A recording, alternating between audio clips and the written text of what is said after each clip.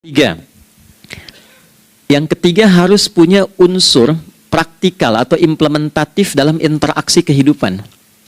Ya, jadi bukan cuma nyembah Tuhan, bimbingan kehidupannya apa? Implementasi dari ibadah itu. Ya, ciri umat beragama itu kan bukan hanya sekedar saya yakin, beriman, saya ibadah. Terus bukti ibadah itu dibawa dalam berinteraksi hariannya seperti apa wujudnya. Ya, makanya ketika dulu orang itu jujur, orang itu bangga dengan kejujurannya bukan sebagai orang jujur, tapi sebagai muslim. Jadi ketika ditanya, kenapa Anda jujur? Karena saya muslim. Ketika ada seorang penggembala di Sahara yang sangat gersang, diuji oleh Umar bin Khattab, ingin diambil kambingnya, kan kisahnya viral kan? Baik ya? Oh, tapi ini bukan punya saya. Bilang aja pada tuan Anda, kalau kambingnya hilang satu dimakan serigala. Lantas di mana Allah?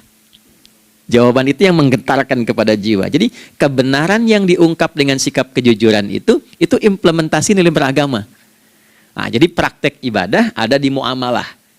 Oke, satu akidah, akidah dibuktikan lewat ibadah, ibadah diimplementasikan dalam muamalah. Itulah sebabnya nanti seluruh bagian tubuh kita ketika digunakan untuk bersifat dan bersikap, itu ada tuntunan iman di dalamnya.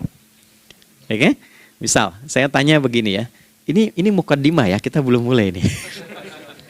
Saya tanya gini, apa fungsi mata? Tuh kan, sudah keliru kan? Nah, kalau hanya melihat, hewan juga melihat.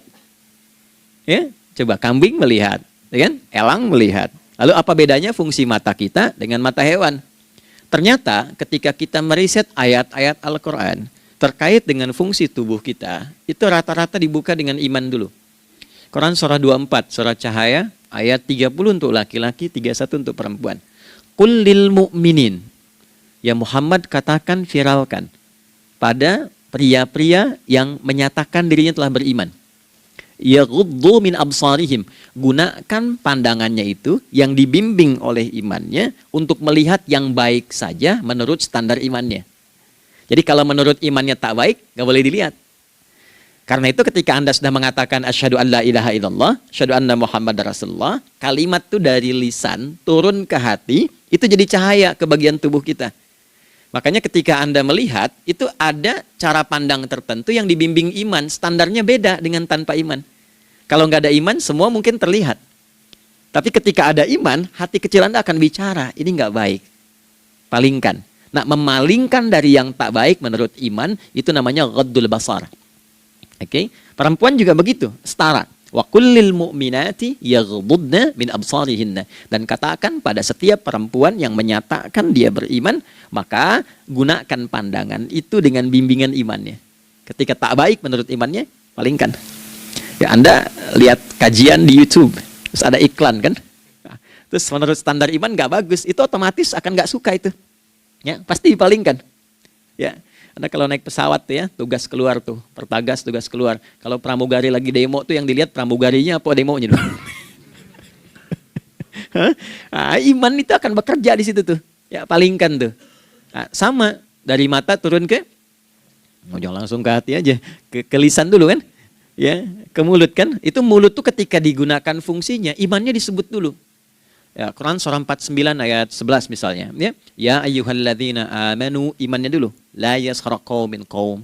Ayat 12-nya la yaghtab ba'dukum ba'dha. Hai orang-orang yang telah menyatakan beriman. Kalau pakai alladzina disebutkan 1080 kali dalam Al-Quran, itu kalimatnya diksinya singkat, padat, mencakup semua tanpa sekat. Oke, jadi kalau laki-laki, perempuan, tua, muda, besar, kecil, beda strata, duniawi, itu semua tercakup di dalamnya. Hei semua yang telah menyatakan beriman, gunakan imanmu untuk membimbing lisanmu bertutur. Kalau masih merasa punya iman, jangan gunakan lisan untuk mencela, merendahkan orang. Untuk bergibah, membuat hoax. Didetilkan oleh Nabi kalimatnya jelas. Man kana yu'minu billahi wal yaumil akhir, falyakul khaira aw liyasmut. Siapapun. Nah, dari alladzina ketika dirinci pakai man. Ya, man itu bentuk tunggal. Ya, personal, tapi maknanya general. Jadi kalau Anda, saya, kita baca ayat atau hadis ada man, posisikan Nabi sedang bicara ke kita. Ya, hei Adi Hidayat, posisikan Nabi bilang gitu tuh. Kalau engkau merasa beriman sama Allah dan yakin dihisab di hari kiamat, jaga lisanmu. Katakan yang baik dengan bimbingan imanmu, tak mampu engkau diam. Jadi cukuplah suami istri itu menggunakan satu hadis ini, pasti sakinah itu muncul dalam kehidupan rumah tangganya. Ya, itulah sebabnya kenapa sakinah didahulukan dibanding mawaddah. Hati-hati ya, Mbak, walaupun namanya sakinah, nggak ada ini nggak akan datang tuh ketenangan tuh.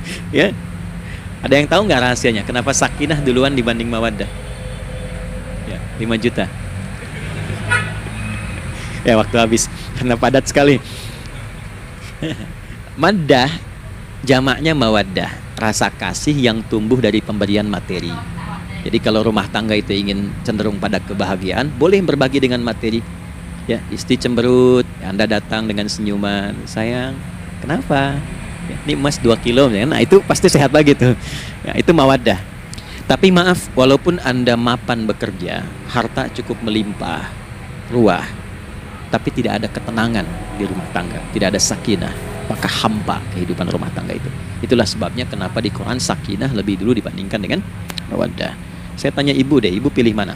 Kaya tapi gelisah atau miskin tapi tenang? Oke. Saya paham itu. Saya paham. Suami juga sepakat semuanya. Ya, artinya apa? Kita nggak bisa menghilangkan unsur ketenangan. Oke, itu hanya pembuktian argumentatif ya, supaya kajiannya lebih kepada argumen. Jadi ada akidah terkorelasi dengan ibadah, implementasinya di aspek muamalah.